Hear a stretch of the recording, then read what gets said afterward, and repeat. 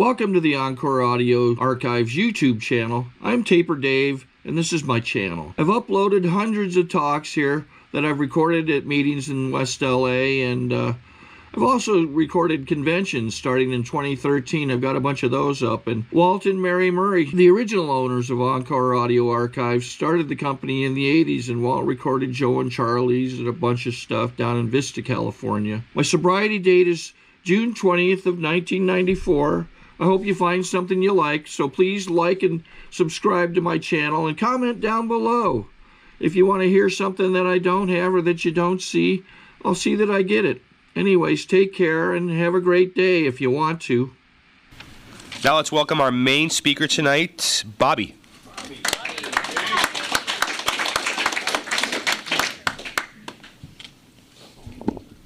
Hi, I'm Bobbi. I'm an alcoholic. Hi. And I'd like to thank Justin for asking me to speak, and I'm really pleased to be here with you all tonight. It's a privilege always to speak at a meeting of Alcoholics Anonymous because I get to acknowledge to all of you that God let me live. And if you're here tonight, it may very well be because somebody wants you to live. And so I welcome you. I'm very enthusiastic about Alcoholics Anonymous and about living in the steps of Alcoholics Anonymous instead of drinking. So hopefully something I say may buy you a little bit of insurance against the insanity that precedes the first drink. My story may not be yours, and you may not like what I have to say, in which case, please go to another meeting, and maybe you'll hear something better or more meaningful. But since I'm nervous about speaking, I'll say the things that speakers always say when they come, which is welcome. Welcome to the newcomer, Ron. Welcome to our out-of-towner. Congratulations to all you CHIP people, and what great birthday shares there were tonight. And thank you, Mary Ann, because that was a great share for me.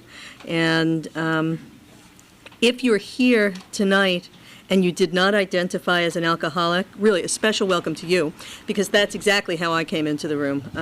I came slyly in the back door, and I was told I didn't have to do anything. I didn't have to say who I was. I didn't have to speak or talk, or all I had to do was come. And I came with a girlfriend who I used with regularly. We had gone away from the guys for a weekend to really just sort of dry out and, eat healthy. And when the guys came down 2 days later, we immediately picked up again, and I was able immediately to see that we had a big problem. And she had heard of Alcoholics Anonymous. I had not. And she took me to 26th Street and Broadway on a Tuesday night meeting, and she met her dealer from Seattle. She knew people there. And I didn't know what it was, and I sat down and I heard my story the very first night.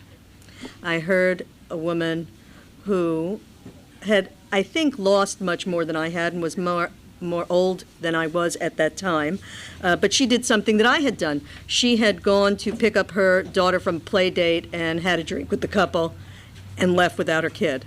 I did that, and not only did I leave without my kid, having forgotten that she was there, but I also broke the glass that I was holding because I was drunk. I dropped it, and then went off driving home and realized, oops, gotta go back and get her. And I also heard from that woman that first night at that AA meeting the nature of my disease. I didn't know that Alcoholics Anonymous, that alcoholism was a disease.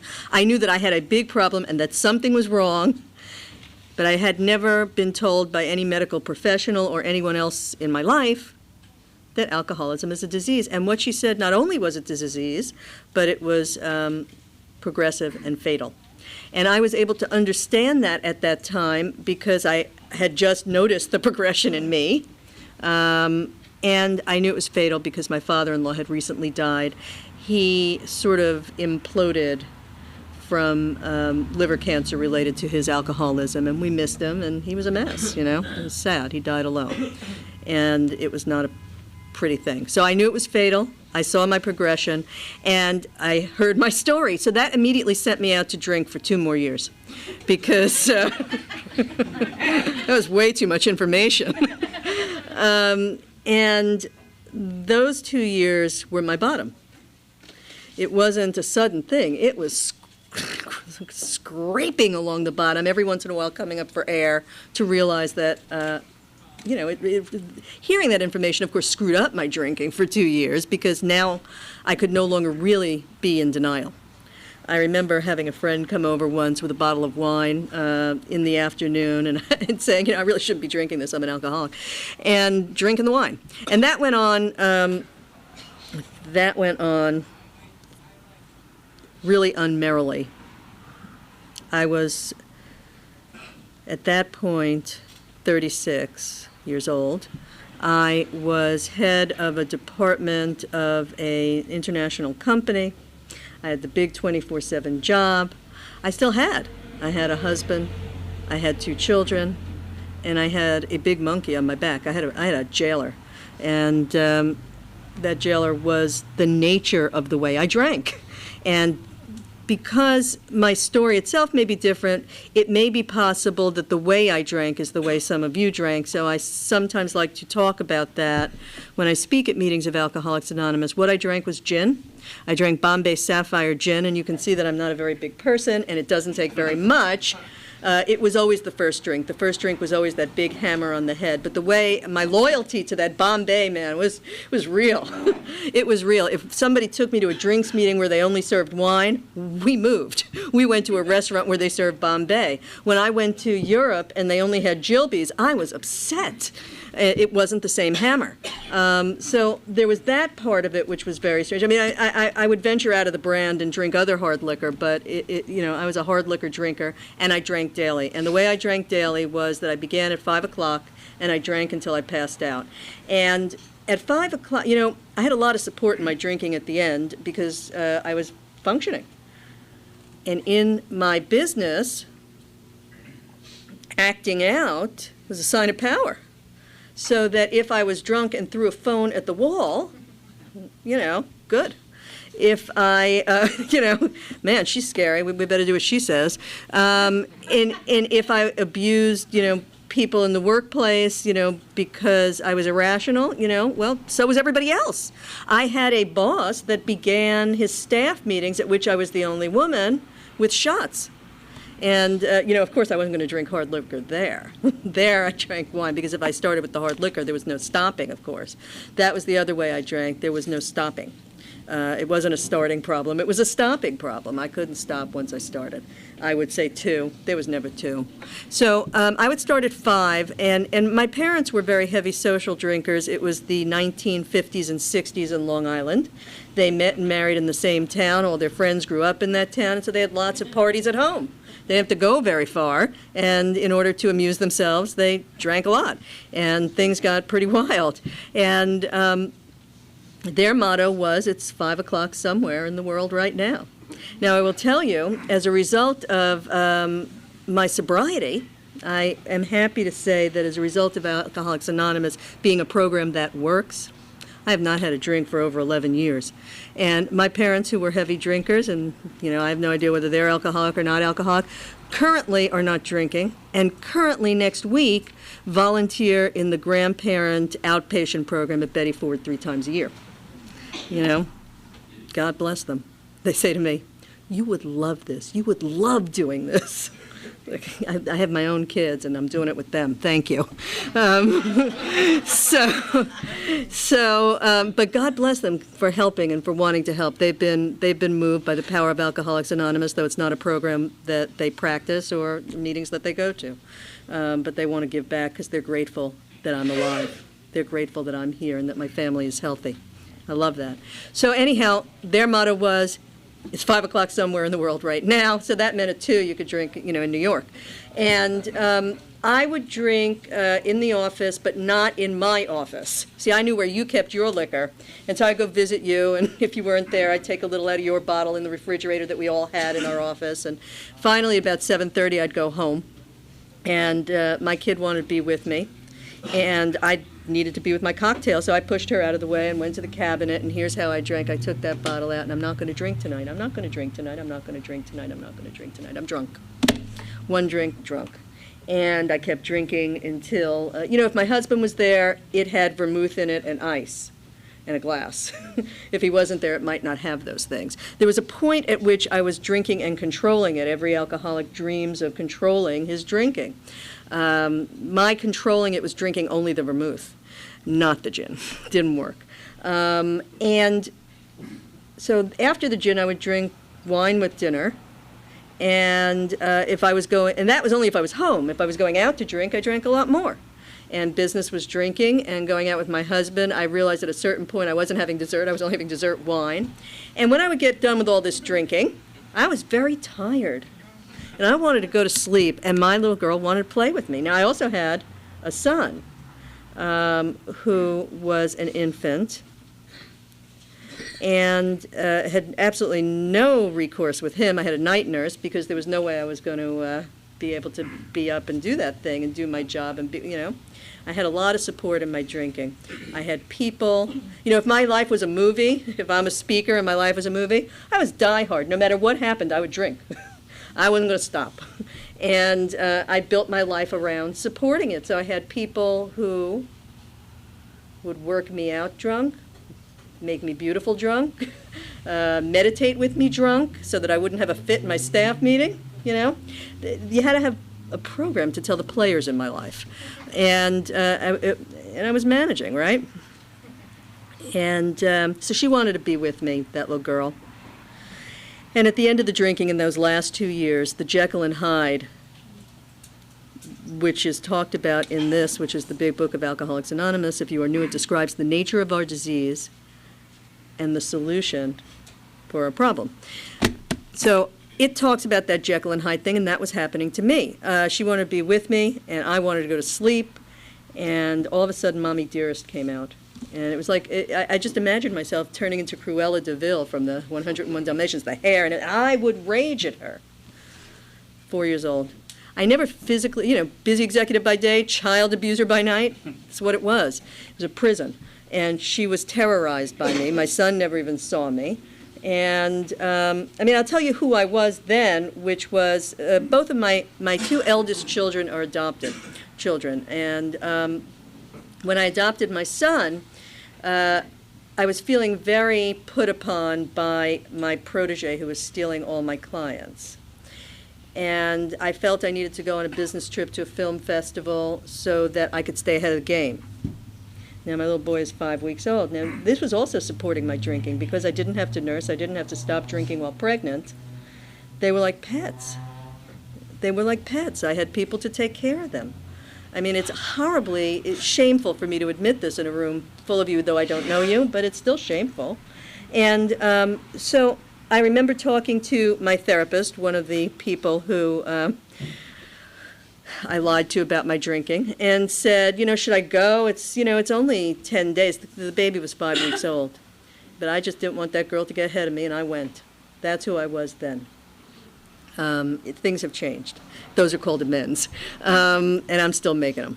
So she wanted to be with me. I turned into Cruella de Vil, terrorized her, and would then pass out. I thought it was going to sleep. It was passing out. And that happened regularly for 2 years until 1 a.m. when the alcohol would turn into sugar in my bloodstream, and I'd wake up wide awake. And so I worked. I was very good at my job. I would read and work, and I'd work through until the trainer, the exercise lady, showed up at my house, and even if I was hungover and hadn't slept and was still awake drunk, I worked out and went through the next day. And there was nothing, no human power could stop the lash of alcoholism. I'm not going to drink, I'm not going to drink, I'm not going to drink. There it was. And believe me, I tried everything that it says in Chapter 3, swearing off, doing it in moderation, drinking only this, going away, nothing.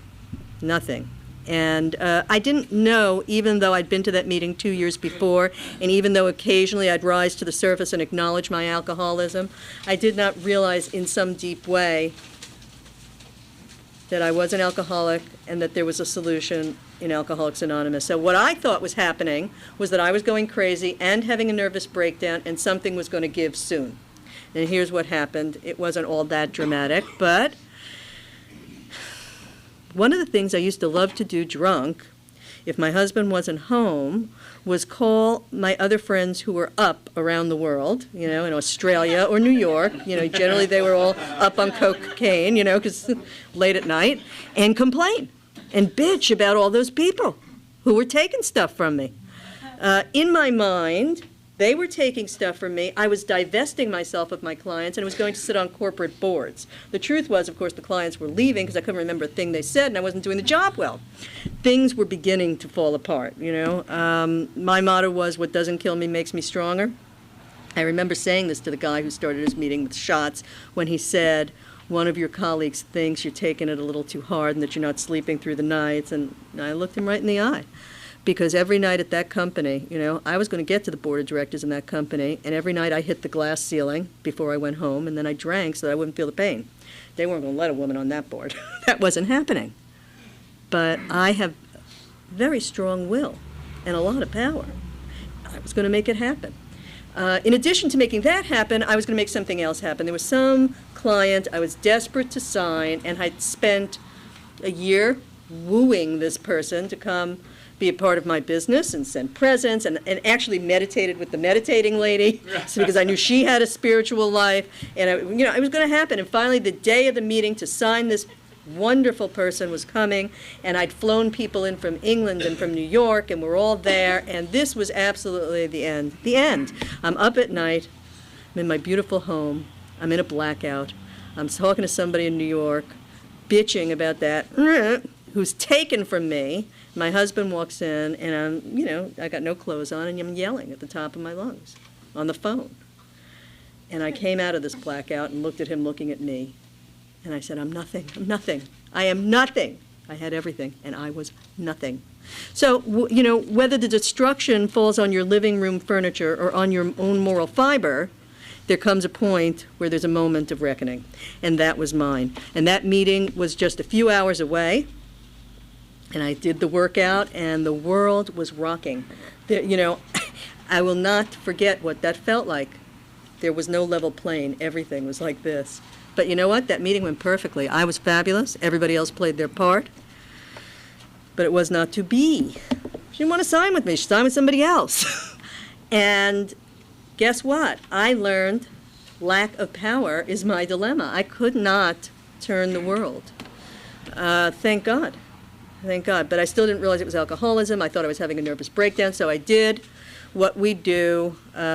We go to health spas, and off I went to a health spa in Arizona, and I knew I was there to dry out, and I didn't drink, and I hiked, and I cried, and I had weird dreams. And I remember they had lots of extracurricular things that you could do at this place besides exercise and not eat.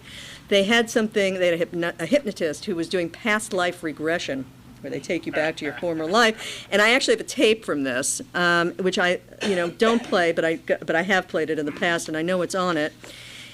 And all you can hear is me with this hacking cough, because of course I was a smoker, because smoking goes very well with alcohol. And you hear him trying to regress me, and finally he says something like, I don't think we're going back because you got a lot going on right now. and I was there for a week trying to figure out what was going to happen when I got home, because I didn't feel much better. And they had a generic 12-step meeting in this place, just a 12-step meeting. And I knew that there were other celebrity kind of people at this place who were also drying out, and so I figured I'd go and I'd see them, and then we'd be one. And I walked into the room, and it was me and two guys who brought a meeting in, and no one else. And so I got to hear both their stories, and I understood not one word of what they said. And this is the experience of case number 3 in Alcoholics Anonymous.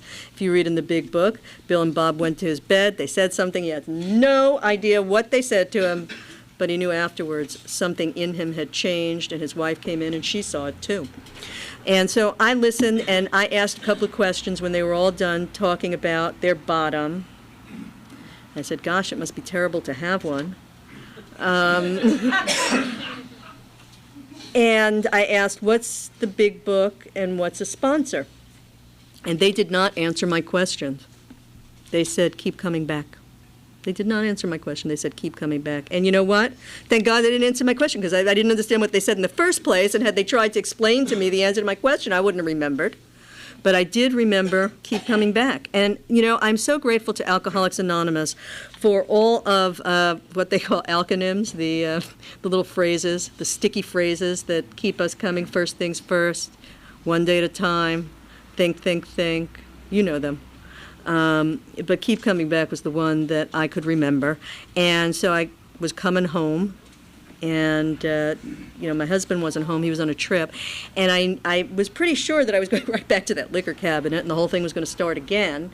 And I remembered a friend of mine who had the same job as I did, and I knew that he was sober. And it was too much for me to call him. I was too embarrassed. It's too big a deal to actually pick up the phone and call him and go, what do I do now? But I called information, and they connected me to central office, and central office told me that there was a meeting in between the airport and my home. And that meeting was at Brentwood on San Vicente and Bundy. It was a Sunday night meeting. It takes place right now. And it was like, this meeting was big. And I couldn't believe there were so many people. And I sat in the back on the sink. And, you know, they say don't leave till the miracle happens. The miracle happened at that moment for me, which was that I realized that when that meeting was over, for 1 hour I didn't want to drink. I wasn't shaken. I didn't want to drink. And I thought that was very unusual. And I found out that there was another meeting that next day in that same place. And in fact, there were meetings every day at that same place. So I could remember to keep coming back to that one place. And I did. And I did because I couldn't believe that for 1 hour of the day I didn't want to drink. I thought that was very unusual, and I kept going back to see if it would happen again. And after 30 days of that, I went back to that Tuesday night meeting, the first one I had walked into 2 years before, and I took a 30-day chip, and I said, thank you so much for my health, because I had been very ill. I had a lot of related illnesses and treatments and, you know, pneumonia and, you know, all things related to smoking and lung stuff, and I was overweight, and I was a mess. I was a wreck, and I was beginning to feel health for the first time, so I was very grateful. Well, into recovery. So it took a bit of time until I was able to not just hear your stories. Your stories were all fascinating, and they were very sad, and I was very moved. But one day I heard a lady talk about something or other, and I heard step, and she was talking about the 10th step. And I was very lucky. Somebody, my therapist actually, the one who I lied to about my drinking, who gave me this beautiful book, said to me, this girl is going to be your sponsor. And that was good, because I was very proud, and I probably never would have asked any of you. And she began to work the steps with me, and she was a perfect sponsor for me, because I could never get her on the phone. She was a crazy alcoholic mom. She was busy. She was a flake. She was sober more than 10 years. And for me, it was perfect, because I came from a place where you are who calls you back and how quick. So for me to have to chase her so that I could read the answer. She gave me 30 questions. I was supposed to write them. I'm sure it was supposed to take 30 days. It took me 2 years, because I was going to get it right. If I got it right, and if I really understood the mechanism of how this works, then I could figure out how to drink when I needed to and come back when I needed to. And you know what? I never did figure out how it works. I tried a lot of different ways to figure out how it works. I took a long time writing those questions. I really examined everything. I decided if I took commitments, I would find out how it worked. If I got a home group, I would find out how it works. And all I got was a foundation to a program that works. So the great thing about having commitments is that it keeps you coming back. I took a commitment about, in my first year, I was inspired by a wonderful, you know, I like to call, I love the women in Alcoholics Anonymous, and there are some women who are great ladies in Alcoholics Anonymous. They have great presence and fervor and gratitude and empathy, all things I aspire to, you know. And, you know, I have some intimacy problems. I'm not quite there yet, but these women speak from the language of the heart, that deep soul.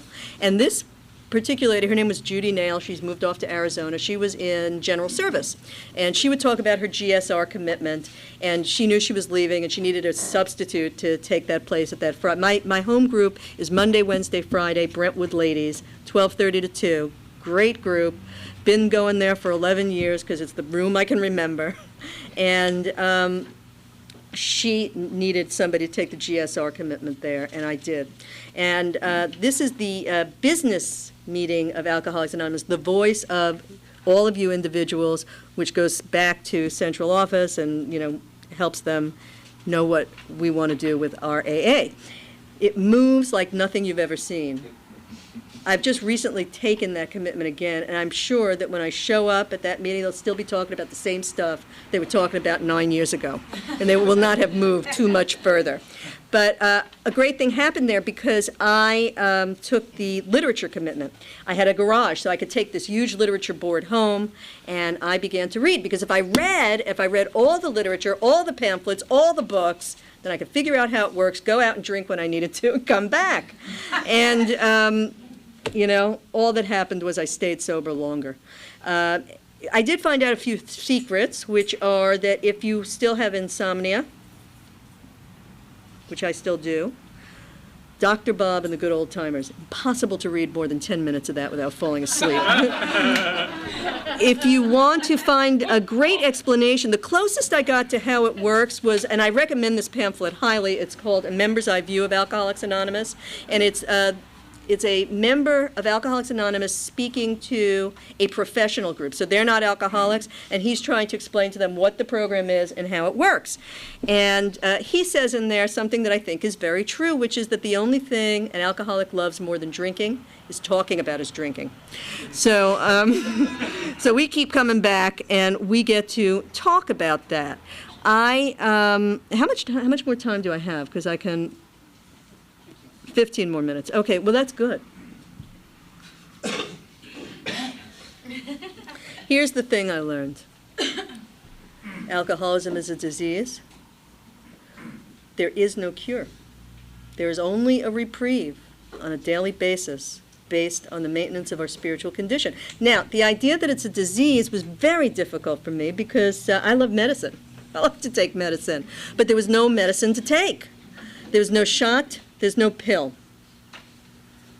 But there's this sort of, what I like to think of as the AIDS cocktail for alcoholism, and that's meetings, commitments, home group, sponsorship, service, the steps. The steps are the medicine. And once I was able to relate, whether that's an intellectual model or whether it's the great fact for us, it is a way out on which we can all agree in harmonious action. Continuous action in the steps relieves the symptoms of my alcoholism. And here's the thing. I wouldn't talk to any of you guys when I first came in. I did get this book, and I read it, and I remember that it was a great revelation to me because it did explain the nature of my disease. Exactly. Bill's story. Exactly the way I felt. Exactly the nature of my hopelessness. I was a hopeless alcoholic. The hope I had lost was the hope that I could stop drinking. I didn't think I could. And, you know, I was just looking at this thing which makes me ready to do the steps right now. It talks about Bill's doctor, which I think was Dr. Was it Harry Tybout or the other one? I don't know, but it says, I've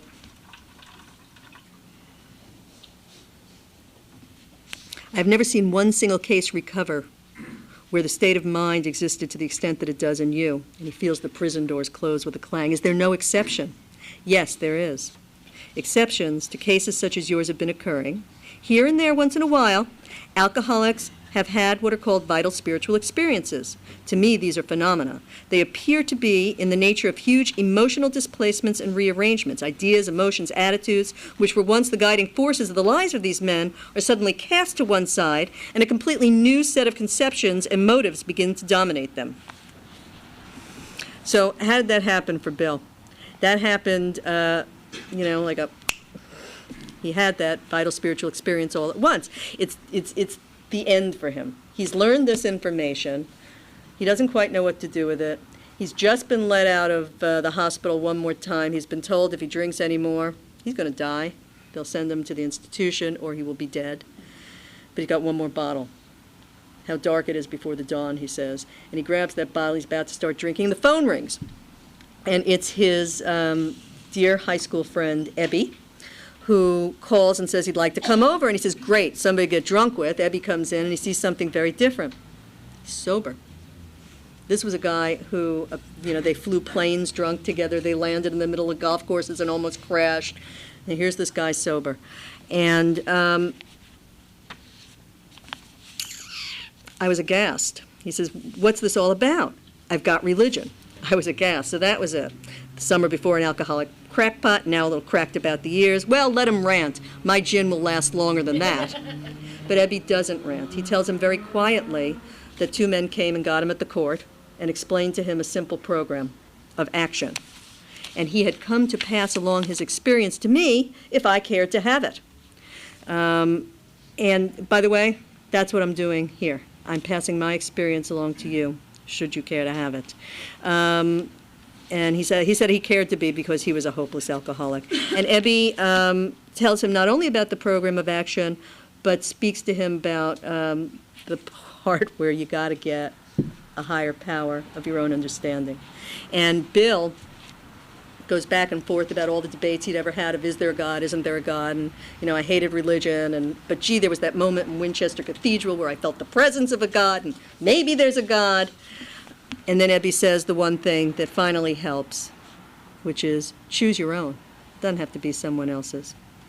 And he says, my ideas about miracles were drastically revised right then. Here was one sitting across the table from me, and he shouted great tidings. Well, here are the great tidings. And of course, Ebby wasn't shouting. He was talking calmly like I am to you. The tidings are, as a result of these steps, we will have a spiritual experience. That's it. The tidings are, we'll have a spiritual experience as a result of the steps, and the spiritual experience is the idea that there is a God or some higher power or some inner unsuspected resource, whatever that is for you, that can relieve your obsession with drink. Now, Bill had, the sudden consciousness that, whoa, there's God, it's here, it's all around me, and it's white, and it's light, and it's bright. You know what? I had that experience. Like years before I stopped drinking. Thank God I had that experience, because when I read this, and I read about his, I could say, oh my God, that's what happened to me. It was after I woke up, the alcohol in my bloodstream. I was in my bathroom. I was reading some strange hippie book that somebody had given me, which talked about God, and I actually had that experience, that sudden God consciousness. Well, you know what? I've been chasing it ever since. I love altered states of consciousness. I haven't had a white light experience too much, but I've had things that are kind of close. And they come when I'm working the steps, when I'm at hospitals and institutions, telling people that as a result of these steps, we can have a daily reprieve from the insanity that precedes the first drink. And that reprieve is the spiritual experience. I can, when I'm telling people who, when I'm telling people in juvie who aren't listening, I'm happy, joyous, and free in that moment. And that is a verb. That's not a state of being. You hear in Alcoholics Anonymous that my God is not setting up roadblocks. My God wants me to be happy, joyous, and free. The only time I can really feel that as a reality is when I'm doing something in the steps. If I'm on my knees in the morning saying, I'm powerless over alcohol, my life is unmanageable, and I turn my day, my will, my life, my husband, my kids over to you. Then I'm happy, joyous, and free while I'm doing it, not after. And, the steps are very active in my life right now. And the worst things in our lives just become another moment in our pitch later. if we get to stay sober long enough. You know, those things happen and you get older. Those are the two things that happen. You don't die one day at a time. And if I was here 1 year ago, I would have told you these things. I would have told you that the program works and the steps work because every day I have a 12-step call in my own house. I had a husband who was still drinking in February. Thank God he will, you know, I married my drinking buddy. We met when we were 18. We drank a lot. We did a lot of drugs. And I was waiting for him a long time. I had a girlfriend who said, "What were you thinking?" And, you know, I wasn't thinking. I love him. And thank God, you know. We have today. And I could also tell you that it works because my son, that son that I paid no attention to, that I went to Europe, 5 weeks old for 10 days and didn't give him a thought, he's my son. He's an adopted son, right? He was diagnosed when he was 10 years old, finally diagnosed as having fetal alcohol syndrome, brain damage as a result of his birth mother drinking while he was in her womb. And you know what? Had I given birth to that son, that's my son, man. No difference. And that son, in order to be able to learn, had to take the medication that was my drug of choice. Every day I had to give that kid Dexedrine, and I never screwed with a script. I never ate it. I never sold it. I never asked for more of it for me. And that's a result of the program of Alcoholics Anonymous. He's on a different medication now, thank goodness. I don't have to deal with that. But as I say, you know, we learn to go through things that are impossible to imagine. How could I stay married to the man I love and watch him go down that rabbit hole for so many years, you know, and watch him drink himself into a stupor every night the same way I did? I did it. I did it. I don't know. But I only had to take care of myself. We had children. I had no choice. And, you know, God, my higher power is God, you know. They say he gives us no more than we can handle. What that finally means to me is it doesn't mean that it's not hard or even impossible to contemplate, but it means that we don't have to drink over it. It's not too much to handle. We don't have to drink over that today. And I think that I'd like to talk about what I'm working the steps on right now. I've had what I consider a marvelous occurrence. I found myself repeating the same behavior that I just told you about. I was on the phone with a girlfriend complaining about this guy who's going to take something from me. And I specifically called the girlfriend because she would never meet that guy, and she was safe, and I could complain in just about as foul language as I wanted to. I'm still doing the same job, only in my own business now, you know, so many years later. And so it's all the same stuff, right? And my girlfriend said, "Well, what does he represent to you?" And I started the catalog of all the people I'd ever complained about for 10 years before. But then I realized when I finally hung up and went to a morning meeting the next day to get my attitude up so that I can be of service to you and to my kids and not hurt you and not hurt me, I heard the speaker say these words, "Love and tolerance is our code." I got to love and tolerate that guy. And it unlocked something for me, which was that that gentleman that I was complaining so bitterly about was placed in my life so that I could change my behavior. He's the same guy. He's the same guy he's been as all those other guys for the last 10 years that I was drinking over. And I get to change my behavior. I get to do something my dad had been telling me to do for years. Military thing. Keep your eyes open, your mouth shut, and volunteer for nothing. In other words, I don't need to be in conflict with the guy. I don't need to be better than him. I don't need to help him. I can just love and tolerate him and let him do his thing this time. Because every time I try to prove my worth, I'm a woman, I got a mouth. And my problems are of my own making. My misery is of my own manufacture. Now, the wonderful way that I know this about this gentleman, and I can share this with you, is only through the result of working the steps for the last year and a half on the exact same problem. The exact same thing. I was like, you know, you don't have to repeat it. You actually can try on a daily basis to not repeat it. I love my clients dearly, right? The ones that I meditate on and send them gifts and hope they'll sign. When they finally come, these people are loved. Nobody can love them better than me. But They don't care. It's a business relationship. And so I'm often left with a lot of emotion and no place to put it. And so when a particular client decided to not have me in his life anymore last year and a half ago, I spent a year grieving as if it was a relative, as if it was my lover. You know what? What am I going to do about that? I got to work the steps on that. I've got to look at the fact that I'm powerless over his actions, that he has his own higher power, and that if I put principles before personalities, I don't need to suffer so very, very much. I don't need to beat myself up for making this, because of course this thing I'm telling you right now, this has been happening to me since I've done this job. It's 25 years. I do it the same way each time. But now here's this young gentleman that I was complaining about 2 nights ago, and maybe I can change my behaviors. Maybe I can, before I pick up the phone, because I will have to talk to this person, I can say the prayer that I like to say, which is, let me be of service, thy will be done, conscious contact. I can, when I feel the jealousy, the envy, the anger, the resentment, thank you very much. I can put down his name, and I can write 4 columns about what I'm afraid of losing, what I'm afraid, how it affects me. Just as Mary Ann shared, I can do those things. And then I can pick up the phone and call my sponsor, and I can read it to her. And then I can make a 4-column 6th step about how I'm ready to give up this behavior. What do I get from it? What do I get if I give it up?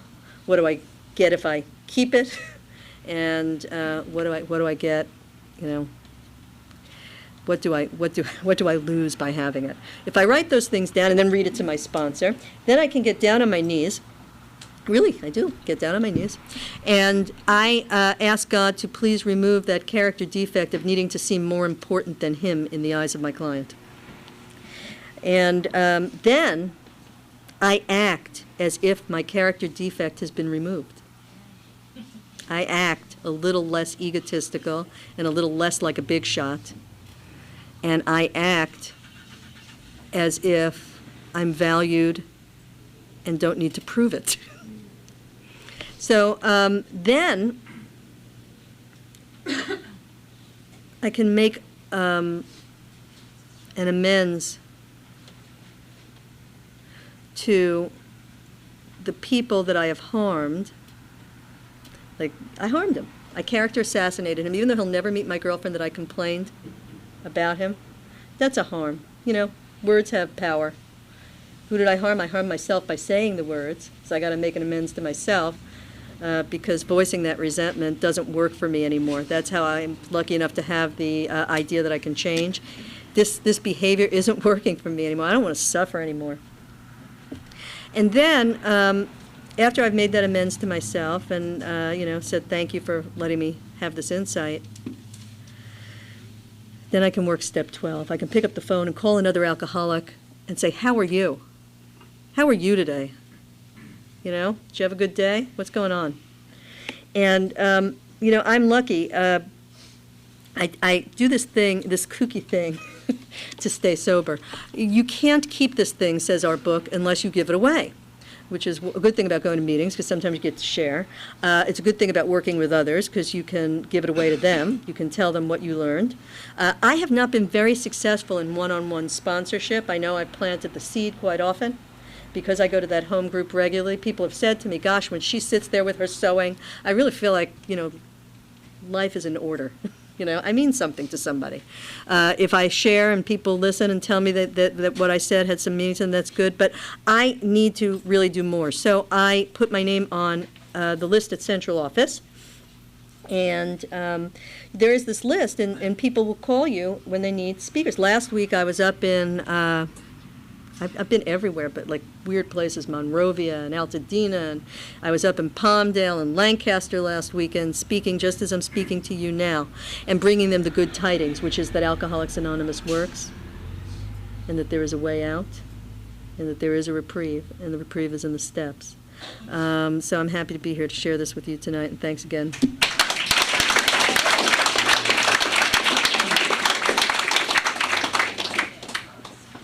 I think we got a great talk going on here. Thanks for watching the channel. Taper Dave here.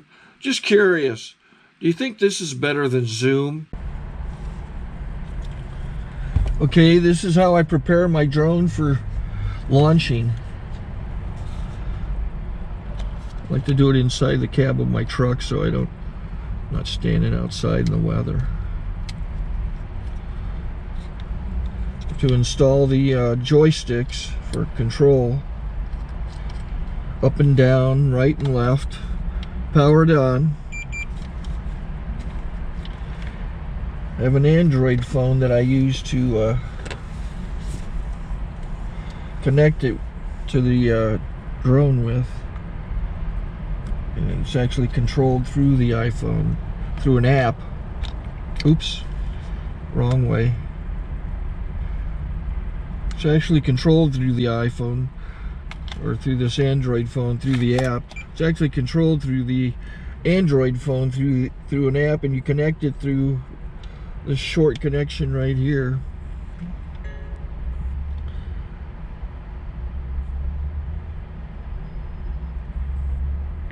Remote control connected.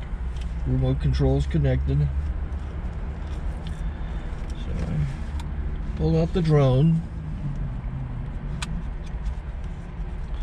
I have to extend the legs. Long legs extended first, then the short legs. Remove the gimbal protector. Set that aside, then power it on one short burst and one long burst. I lay it down. So I have to go to calibrate. So the drone's not connected yet. It shows you here as this drone gets disconnected, even though the remote's powered on. So the drone has to establish it's connected.